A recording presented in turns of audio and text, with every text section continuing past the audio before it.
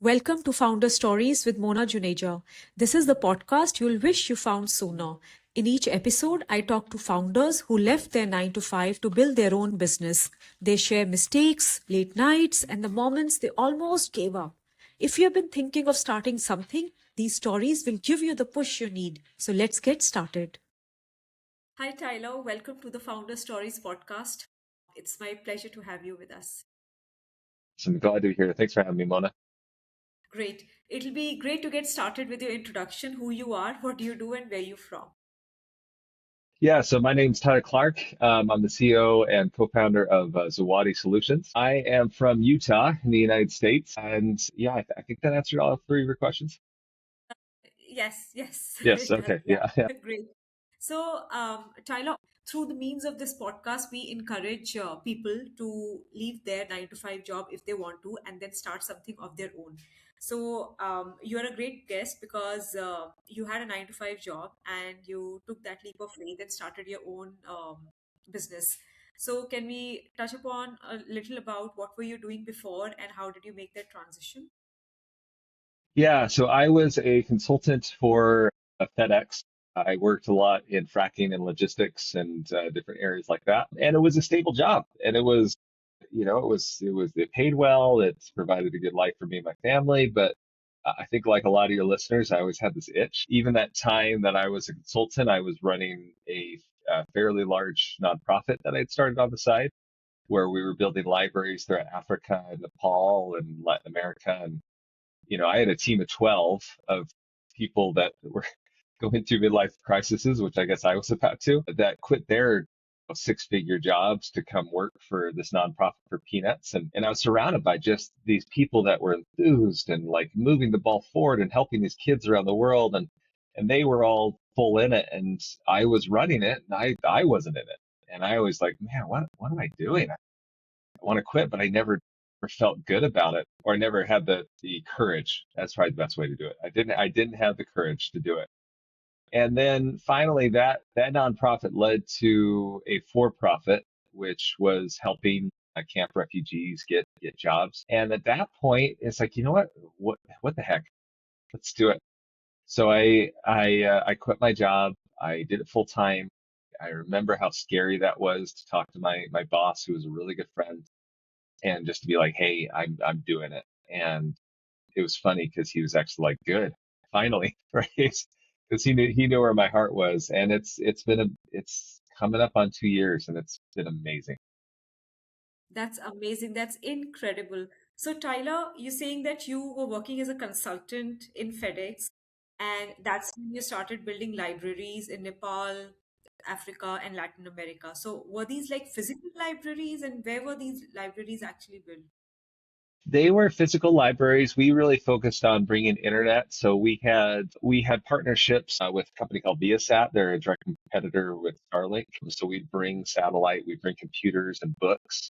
Uh, but they're very remote. Seeing some of our areas, they're hard to get to. They're up in the mountains, which made it a ton of fun to go get them all set up. But we built 22 libraries throughout Africa, Latin America, I think 11 countries in total. That's amazing. So, were they volunteers, teaching people how to use computers? Yeah, so a really interesting philosophy is called a school in the clouds.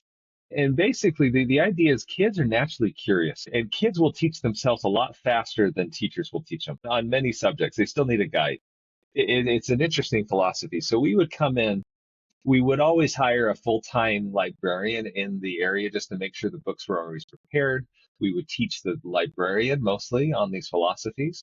And then the whole idea was to let kids come in and just experience everything. And that was the coolest thing because every kid can pick up a book. And most of the time this was areas with established schools. So usually they were school libraries we were setting up. So it's not like we're teaching them how to read, but just more giving them access and they would play around and they would figure this stuff out. Okay, great. One story here to share. So, both my husband and I, we are from India, and we used to live in Amsterdam, and we left Amsterdam last year in May. And now what we do is we spend 2 months in India and 2 months outside of India. So when last time when we were in India, my husband's aunt had visited from Chicago, and very cool story. My husband's aunt had raised funds in Chicago area, and these school kids raised funds by selling hummus, Okay, and cool. and they raised about $20,000. Wow. And yeah, some of it was left. So 200 or $300 were left, and she came to India. And then there's this a non-profit in a city called Bareilly, where I'm from. And when we are in India, both my husband and I, we teach orphans Okay, cool. how to do computers, how to, operate computers, and what do you do with it. And so my husband does that. What I do is I do more of life coaching, like how to deal with life in general. So when my husband's aunt was in Bareilly in the city, and she gave like $200-300 from whatever was left, and we got more computers for the kids. So just wanted Hmm. to share that. Yes, so I in fact wrote an article on LinkedIn as well. $200 by selling hummus in Chicago, traveled all the way. So That's just was, cool. yeah, That's cool. wanted to share that story as well. I'm so glad you and your husband do that. That's such a rewarding thing. That's awesome. Yeah, way to go. Yeah, thanks. But what you are doing is incredible. I mean, it's Oh, thank you. very, Thank you. I'm sure it's very rewarding. So, all right. So from library, then you help refugees, camp refugees in Africa. How do you help them? So our thing is we are a outsourcing center. So what we do is we go to U.S. companies and say, hey, we can do your customer service, we can do your business processing with AI augmentation, all that fun stuff, and we get them to work. And our goal is to try to get as many refugees employed as we can. With current world events, if you're abreast with this at all, which most people aren't, I wasn't before I got involved with the refugees, is USAID has being canceled. That was 70% of the funding for these camps, and it just happened overnight. So the situation's always been dire. So it's not like it's been good for refugees, right? There are 10 million refugees just in Africa, right? 10 million is crazy, but it's at the point now where one of the bigger camps, Kuma in Kenya, they're on rations. So they split up in 4 quadrants, and then each quadrant gets food for 2 days, and then they switch. And so people are starving to death, right? And also, the United States has canceled the Refugee Resettlement Act that was put in since Reagan. Historically, the United States has taken in more refugees than anyone else, and it's been an amazing boon to our economy. But it's been canceled. It was canceled overnight with this current administration. And so because of that, a lot of families, they sold everything they had. So we met with one that was about to go to Indianapolis in the United States.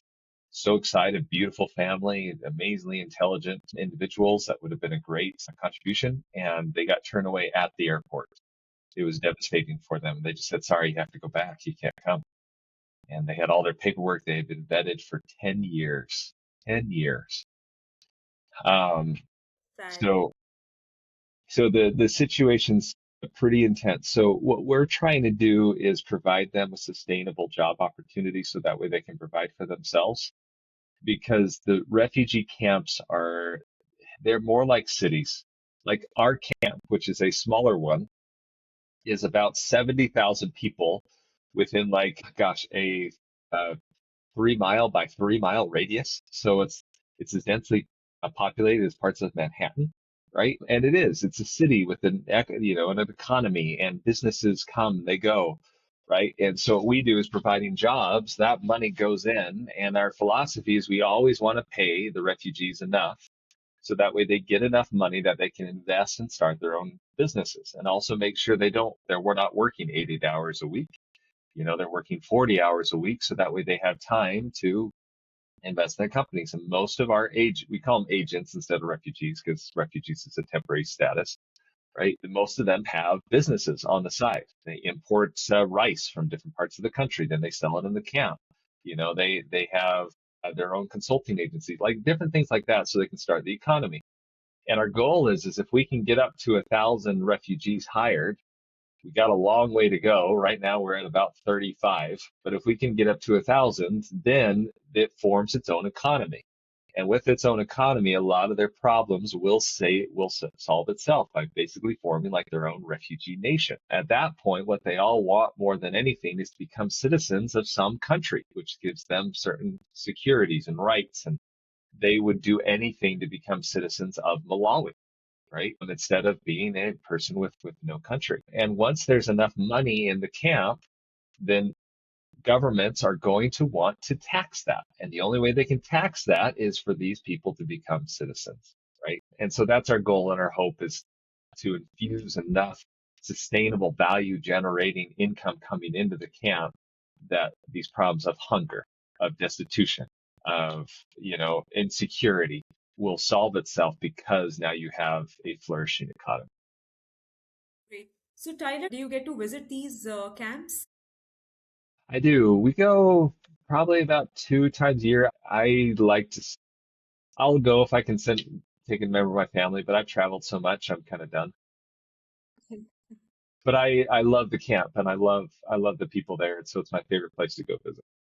Okay, and do you have someone managing these people? Why I'm asking is, let's say you run an outsourcing company, and let's say if there are Hmm. people employed in these US companies, how do you ensure productivity, quality of work? Is there like an office space there?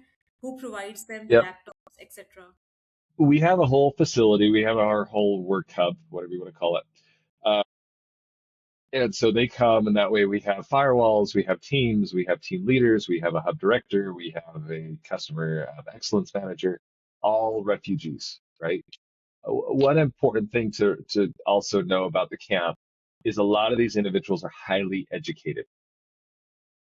Most of these individuals were run out of their country because their parents or themselves decided to run for politics, right? Or they were an industry leader in their country, and so they were going to cause problems for the new regime, or the regime wanted to steal their chain of businesses, so they ran them out of the country, right? So a lot of very well educated, very dedicated, hardworking individuals that want to work again and are sick of receiving charity, but because they're refugees, they can't work in the country housing them. They have the same xenophobia that the United States and other countries do, right? These countries do. And so it's really, really hard for them. And so providing this outlet for them to work is what they're looking for. And they're all from Africa. Yes. So let's say if there's an individual who's listening to this episode and who's thinking to start something like what you did, it requires a lot of courage, especially if you have a family, if you're the only earning member, for example. How does that individual take that leap? It's so hard because it's an unknown world. Hmm. It might work out, might not work out. So what do you say to that individual? Yeah, so I mean, a lot of steps, right? So it's not just have the courage and just do it. You got to have a plan. You got to, at least if you're risk averse like I am, like I had to have a detailed plan for my wife of all these different things. So the first thing is to believe that you can. Like, to be honest, working in this world and with individuals like yourself and others that are living their dream and whatnot, is you have to believe that you can do it and to dream, but then you have to execute and know that failure is part of the path, right? I can't tell you how many times that we've tried to go do something and, I talked to investors and hoping to fund, I got no's, right? Failure is just part of the journey. What I see with truly successful people that really are living their dream is they know that failure is part of it and they know that no's are going to be part of it. They just keep asking, right? And then after 1,000 no's or 100 no's, they finally get what they want, right? The second part, of course, is execution, right? And it's really knowing how are you going to do this? Is it the value proposition? Can this be sustainable? And then setting it up from there. With this personally, we had a business proposition. I had some companies that were very interested in what we were doing and wanted to give it a try. We had the infrastructure, we had the facility, but also I had a group of investors who were very interested in what we were doing and were willing to give it a shot and willing to invest enough seed money that we could have a runway enough for me to get this off the ground, right? But also even with that, that was a lot of conversations, a lot of uncomfortable conversations like, hey, will you donate this much? Will you donate this? And hard questions from them and having to come back and forth. And many of them saying, no, that's not going to work. talking to family members, and I hate talking to family members for funds, right? But talking to family members, talking to mentors, talking to individuals, and trying to make deals. So it's not easy, but it is something. If you decide to do it and you do it with your head and your heart, then these things can always happen, and you can make it happen. But no matter how you do it, it is scary. It is scary as heck. Like, I'm sure, I don't know if you've had this moment. I'm sure you have, but like, I remember when we were first getting started, I had an 8 month runway to get this off the ground so it could be sustainable. And I can't tell you how many nights I would wake up in a cold sweat or couldn't sleep that night, having to work through the night, trying to make this work because now my family's on the line, right? I think it's a lot easier when it's just yourself and you can go live in your van if you need to, but I got a family, right? I got 3 kids, dog and a cat.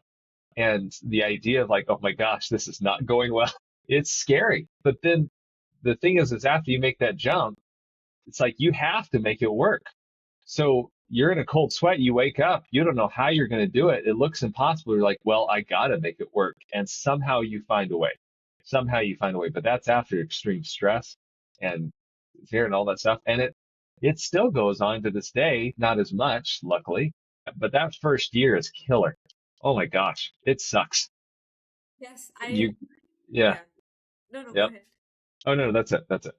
No, no, I was just saying that I completely resonate with you because when I started my agency, which was 3 years ago, I had a full-time job and it was Hmm. deliberate because we were living in Amsterdam, which is a very expensive city. My husband had a job as well, so it was easier for me to start something of my own. But 6 months down the line, I quit my 9 to 5, and because I had a good runway, and then I Hmm. also acquired a few customers. While I was running my agency, I was using my competitors' tool to get leads for the clients. So it was a lead generation agency.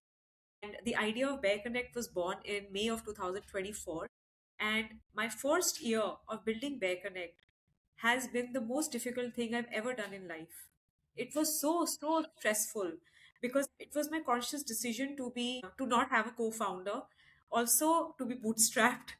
Also, I didn't want to outsource my development work to another company because I was coming from that industry. I was in sales, so I know the margins, So I do have an in-house team. So that was another challenge.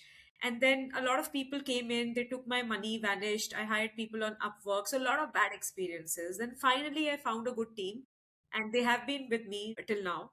But that first year, like 8 months, we didn't have anything. And I was advertising right, left, and center. Oh, we'll be live in like 4 months, 5 months, and it didn't have anything. So there was a time on, I remember it was 20th February last year, 2025. I called up my full stack developer and I told him that we have to shut down because I'm burning my money, I'm burning my savings. It's not Yeah. doing anything. And he was like, give me 10 days. I said, okay, you take 10 days. You've already spent 8 months, you take 10 more days. And he turned the tables around. Wow. That's what happened. And then I hired a tech lead who has been incredible, who was the one who made us launch. And because of a tech lead, we are here where we are. But if I had given up on 20th Feb, I wouldn't be sitting here. I wouldn't be Living your seeing this. life. Yeah.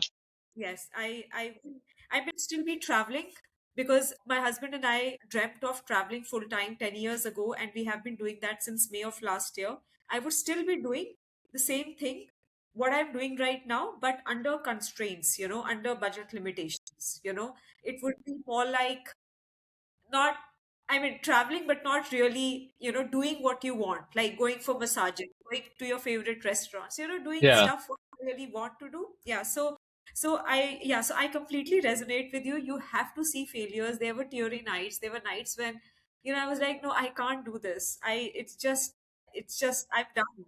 But I'm so glad that I saw all of that because it's made me so tough.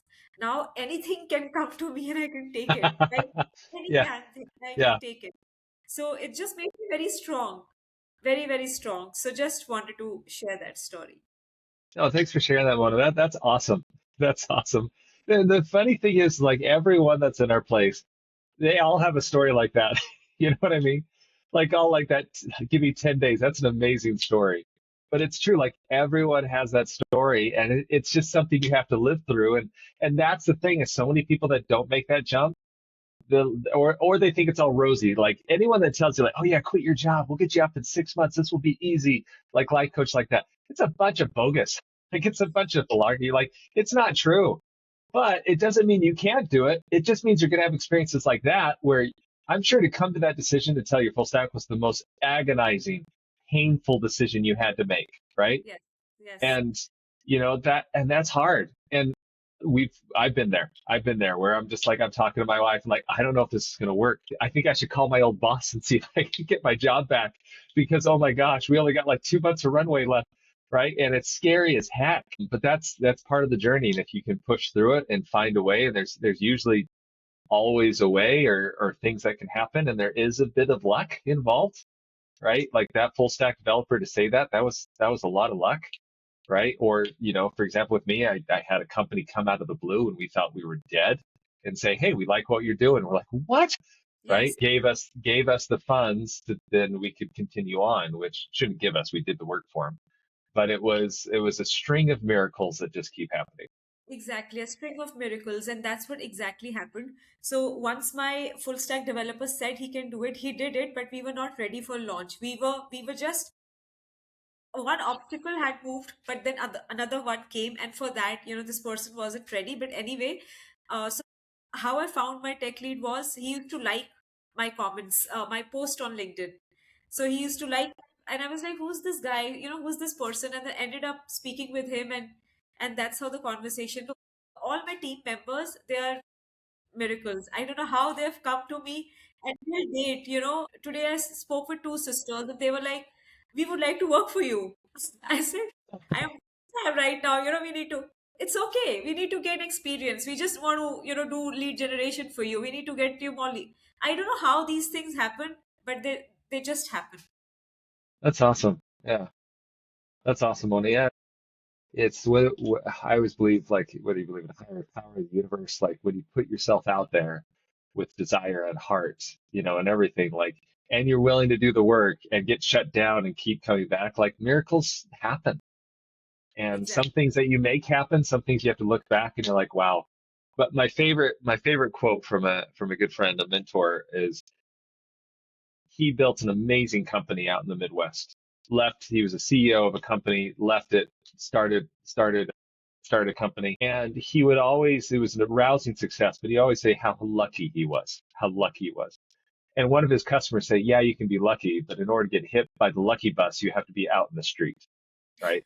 And I love that just analogy. It's like, yeah, luck happens, but you got to be out in the street in order to get hit by it. Yeah, Yeah, I love that. Yes, amazing quote. I'm going to use that quote now. yeah, it's a good one. Yeah, just make sure that doesn't actually happen to you. But yeah, Yeah. So, Tyler, we're going to wrap up this session. So, before wrapping up, I just wanted to, I asked this question to all my guests. What is your piece of advice to people who are looking to quit but not able to take that leap? be patient. That's the biggest thing. Like, I was doing this nonprofit and wanted to quit for 6 years. And it took a while until the opportunity arose that I could make that decision to make that jump. And there were so many times I just wanted to, I saw I mentioned these other individuals that quit their jobs and came and did it. But it wasn't right for us, and that's okay.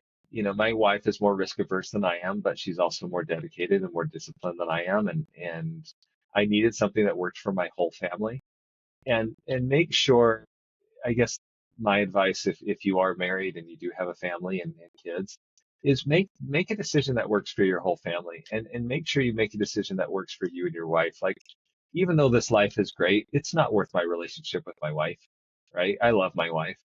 And if I would have made that decision, it would have been really, really hard on her. But this was something after 6 years, we talked about it, and she finally was like, you know what? You can go do that. I feel good about this. It's scary, but you do it. And we made a decision together. And even if that takes 6 years, that's okay, right? With how science is going, we're all probably live to be 200 years anyway. So you have time. But at the same time, when the opportunity comes up, make sure you grab it. Make sure you launch after it and take it. Great advice, Tyler. Love it. Thank you so much for being a guest on this show. It was a pleasure speaking with you, Tyler. You too, Mona. Thanks for having me. Appreciate it. Thank you. Thanks for listening. This episode was sponsored by Bear Connect, an AI powered LinkedIn automation tool that helps you save hours every week. If you enjoyed this conversation, make sure you follow or subscribe and share it with at least one person who needs a reminder to follow their dream. See you next time.